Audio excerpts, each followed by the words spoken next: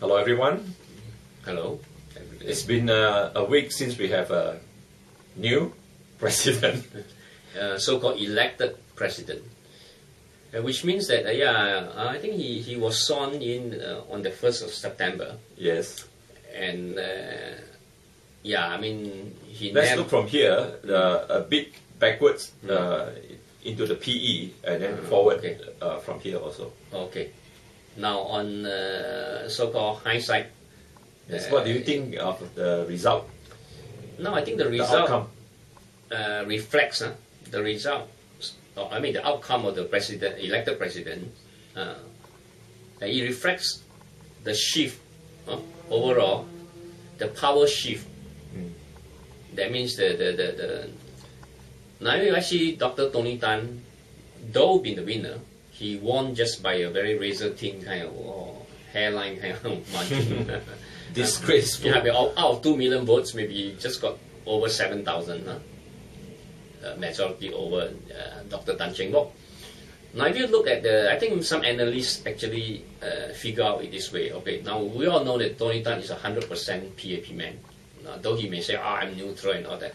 But the very fact that he has been with the PAP over the decades and now at 71, and last job with the SPH, and prior to that he was also executive director of the GIC. Now being in that sensitive position is a very much PAP man. Okay, so by winning that, we would then attribute that all the votes that go to him are actually pro-PAP votes. Now, Dr. Tan Cheng Bock would also garner a lot of votes from PAP supporters, no doubt. Okay, he also been a PAP man before, though just an MP, not a minister, nor a deputy minister, prime minister. And I would think that he had garnered a small percentage of PAP, and a large part is a neutral middle ground. Voters who think that they want a more neutral kind of president. Then you have next Tan Ji Se. Tan Ji Se been portrayed as because he stood for SDP in the last election just months ago. He is deemed as the opposition, 100% opposition. So that being the case, it's a distinctive scenario. Dr. Tony Tan got 35%, okay, PAP, solid PAP votes. And then Tan Cheng Bock, a very close one, is representing the middle ground. And then next Tan Ji Se, the extreme, okay, say, presuming it's been portrayed that way, the opposition votes. Now this means that the PAP is losing a lot to the middle ground. Do you think so?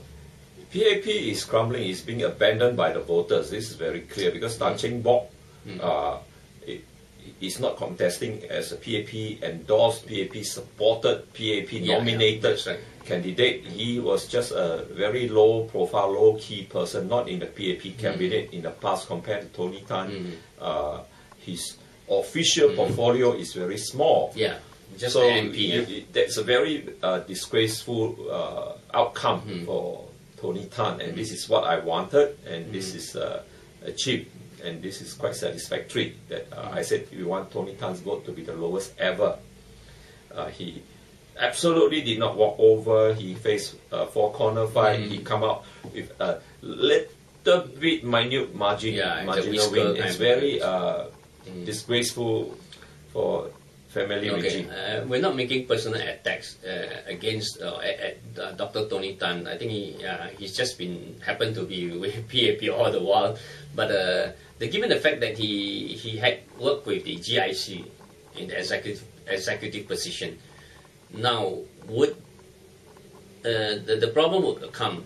Now, is he willing to reveal how much is in the reserves? Because he's in the know, He's aware of how much been traded, how much been invested, divested. President's responsibility to know, but not to reveal, to inform. We never said that the president's job is to to leak out or inform, you see. So then he will say, I don't need to ask the cabinet because I was part of the cabinet. I know the figures. So I'm monitoring. It's my job to supervise. So I'm already doing my job. Just watching here and of course looking at the birds in the istana like that. No, whether any dead body outside the istana also I check. You know. Yeah. So I think given I mean the constraints on him. One will not look away from this. We're not expecting. We don't expect things to happen. I don't expect him to do anything.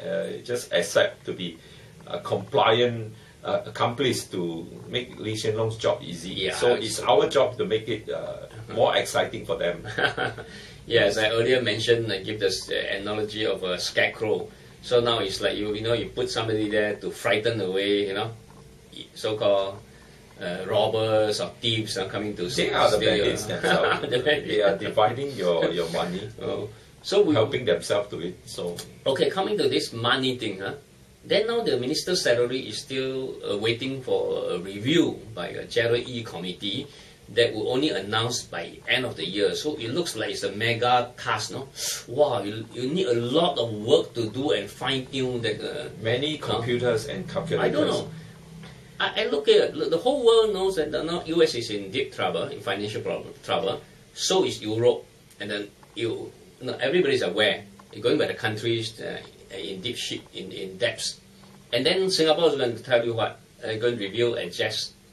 Now I think the more important thing is, why don't you do the review on the average wage earner, minimum wage, enough to see the average family or the person, the breadwinner, fulfilling his responsibility as a father or as a son. Now you're looking at ministers. No, you're looking at something. You're looking at how the rich people should live. How much is required. Now Obama is in trouble. The whole hogwash is a whitewash. Gerald E is the detergent to clean up the scandals. Bleaching powder. Yes, it's a whitewash to bleach PAP's plundering by salary scandal. Then he laundered the same NKF scandal that Do Right was plundering the salary and misusing the charity public fund. The same thing. They used the same detergent twice, just to clean up. It looks like a very strong bleaching powder. But I think the thing is, the focus should be on the Singaporean, because now with the recession, the inflation, all this impending or rather taking place, and the property bubble and all that, many people been unemployed in the US.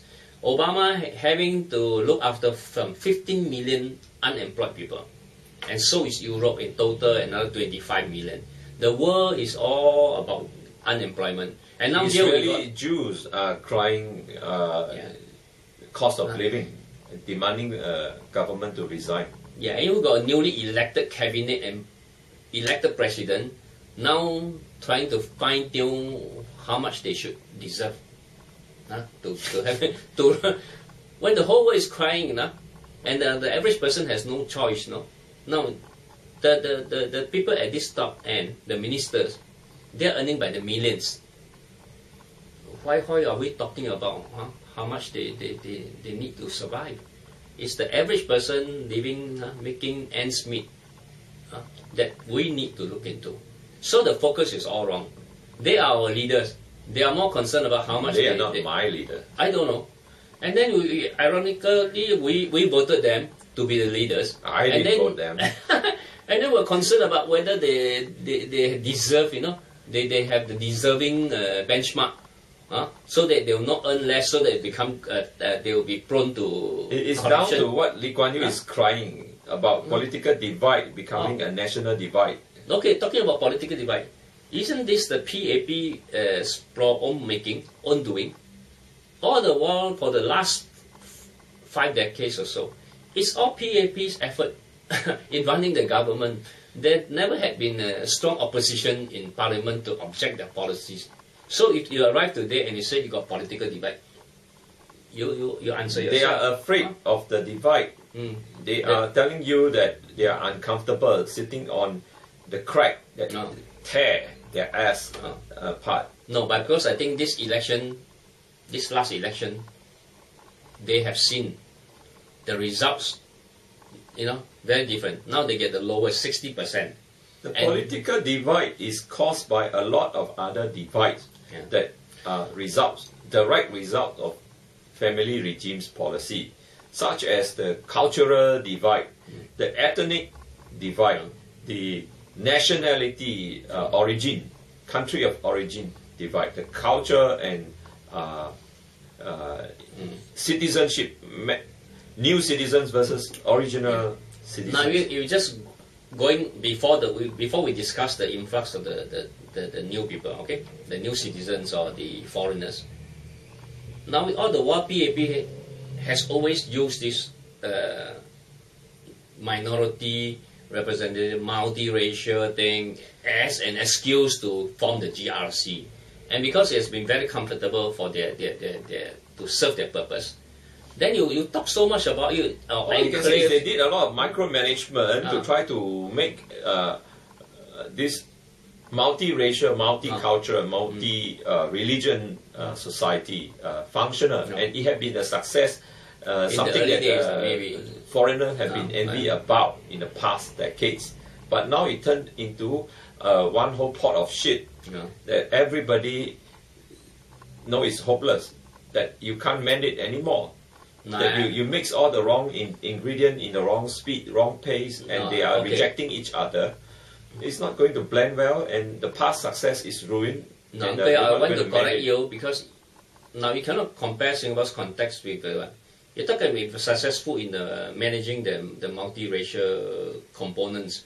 I don't quite agree, because Singapore is. I don't really want to say that they are really successful or whatever. But then you can say that some people from elsewhere more envy of I don't know the past harmony. Now comparatively now is undone. Okay. I don't know which other country have a multiracial problem and has civil war every other day. I don't know, but I live in China for the last few years, and China. I'll give you the example. Okay, if you know Israel, if you know Palestinian, you mean Israel, or you're talking about? It's the same neighborhood that you will see bullets, rockets flying, and then warplanes. So that precisely would be Lee Kuan Yew's explanation to you, that they have done a good job. That nobody can do it. Whatever, he was proud of it himself, okay? That he was classified as his success. He was so enjoying people flattering him like this, okay? But now, this thing is gone. Okay. It's gone. I tell you. Now he admitted there's a divide. China has got developing a national divide. Who did it? Okay, you look at China. China is 1.45 billion people, okay? It has 56 minority groups, ethnic groups. Ethnic. Okay. And then given the size of the country, you think it's easy to do the security, the control. I don't know, I haven't seen too many people fighting, There are some. There's some pockets of sometimes, randomly you'll find some cases. But okay, that aside, now talking about the political divide. First, okay, two things we're going to discuss. Political divide, the national divide. Political divide, we play no part as the opposition.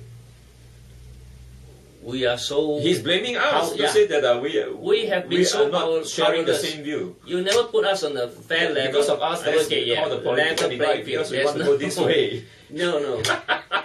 This time round, actually, frankly, even you put anybody to go anywhere as a one-to-one, the opposition would garner about 30%. It's because the people, it's not that they decided to give the vote to the opposition, it's the resentment, the frustration they vote and show you. The political divide show up now in vote.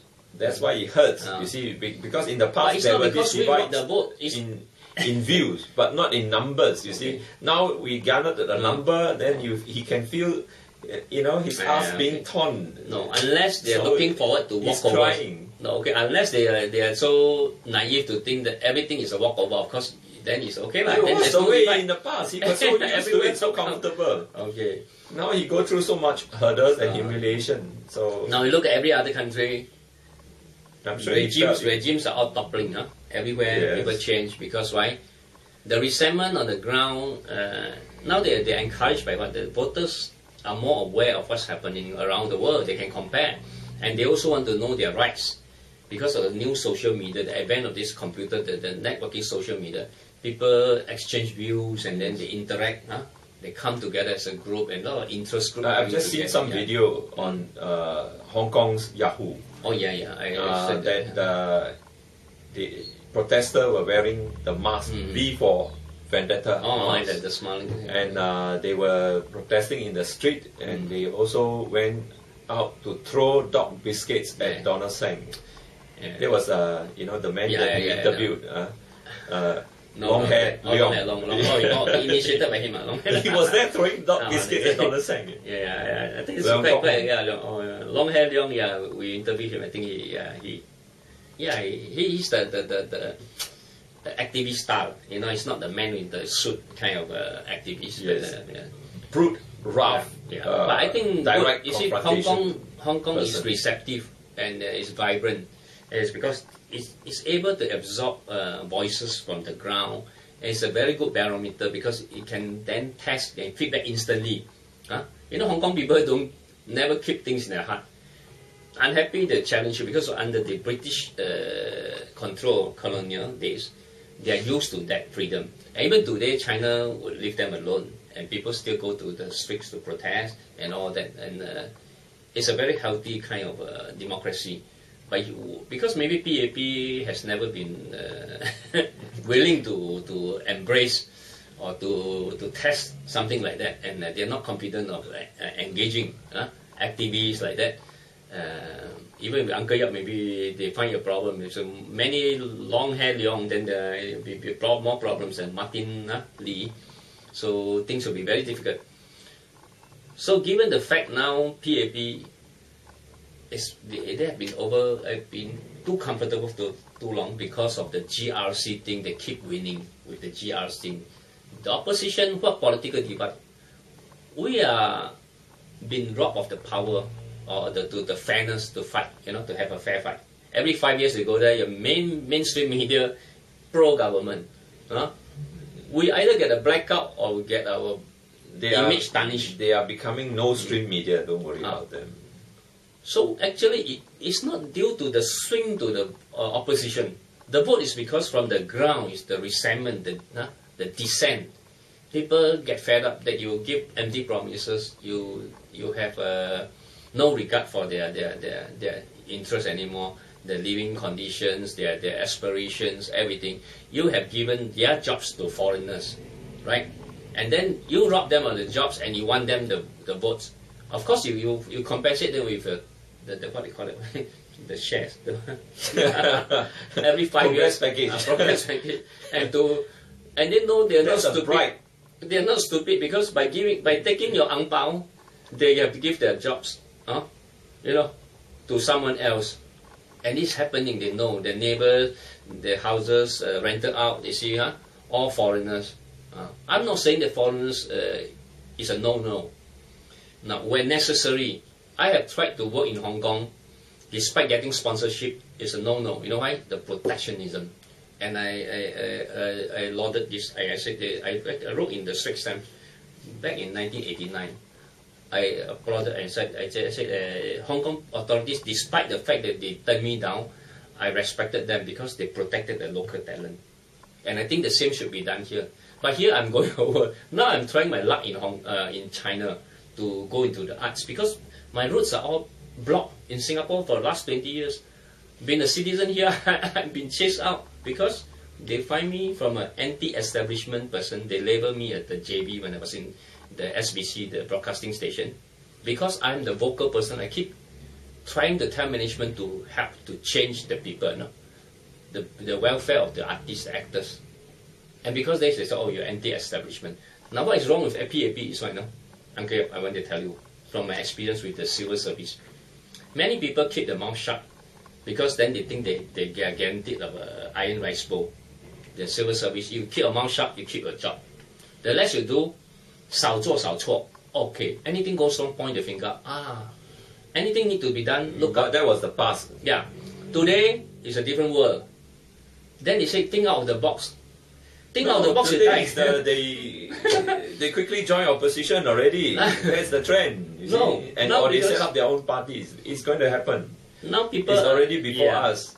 Now the problem is because everybody know by saying yes they get the benefits. Even if they don't like, they pretend to say yeah. But that was the past. I tell you, Tan Cheng Bock, if he said yes, he probably was still an MP there. Yeah, but no, he said no, then he come out, then he's now okay. a presidential candidate. He almost took Tony Tan's job. That's the whole trend, you see.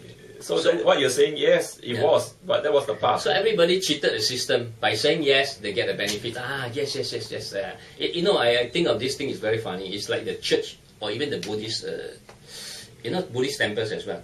They offer free food. The church offers sugar and rice for those members, but you must swear that you believe in Christ. Oh, you mean what, needies? I don't know. They. You must first be qualified as a Christian for church. Then you must listen to all the sermons. Now PAP is like that. They say, oh, you listen to my sermon. Oh, then okay, you are there. Then you go there and then then you regularly turn up at the church, and then they start to say, yeah, you're in need of this, okay. But no, you're seeing that his church members split out to become cults here and there. Some become turn to Hindu, turn to Islam. I'm talking about getting benefits. People join for. So you see 4 tons fighting. Free. All used to be from there. Okay. Then the same. If you go to Buddhist, I tell you this also. Some people exploit the system. And it's so easy to exploit because by pretending to say I belong, I'm part of you, I'm a member. Like many people go to Buddhist lodge, Chi Si Ling, in the Rio Valley, and you get free food, bee-hoon, rice, vegetarian. So a lot of Chinese now, the work goes on, everybody who is hungry will go there. Not that it's wrong, but I think it's also not healthy if you pretend to be a Buddhist and you want to enjoy the free food. Then you pretend that you are one of the Buddhist, followers. And because of this, it is going into a situation of everybody playing by this, and then you deprive of real people who are in need. This. We try to wrap this in a few minutes. Okay. Now I think the elections year is 2011 is already a landmark, and from here things will be different. Yeah, I think the courage and the sudden change, I think maybe it's been also encouraged by what they have seen in other countries, the movements in other countries that the average citizen now is really standing for his own rights, because nobody can help. Politicians make promises. Sometimes they cannot deliver, and most times they cannot deliver. You look at Japan, they keep changing prime minister. It's because people think, oh, you say this, okay, we'll give you a chance to try. But in Singapore, the opposition is never. Now, even despite the fact that PAP got only garnered 60% in terms of votes, they have 97% in the... Well, for the GE it was 60, but then seats, after the PE, they cannot say they have 60 anymore. They're desperate now. Yeah. So the coming election, I think there will be 5 corner fight in the next elections. A lot of corners and a lot of smaller parties will emerge. I think unfortunately that's the... Yeah, anyone who can speak some English, some Chinese will jump into the bandwagon to try their luck to become MP. And I don't know whether it's going to be healthy, because the media can play up and any fresh face, any good-looking lady walk in and get some publicity, then you have a rally crowd of 20, 30,000 following, and then people would just start donating to further their cause. So I don't know whether there will be another fair level playing field for.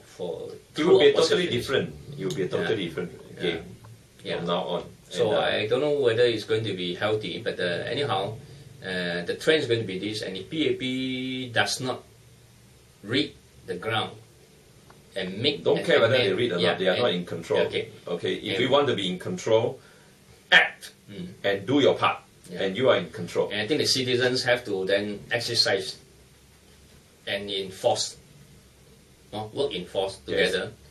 Look away from the common cause. They are history. Don't look for what they can do. I think we should advocate whatever that we need, whatever changes. If there are things that are not right, I think people should come together, go through the net, criticize openly, and come in numbers, make it a credible force, so that the government of the day would then know that you cannot be taken for granted. You, the voter, cannot be taken for granted. Okay. So, thank you. Thank you.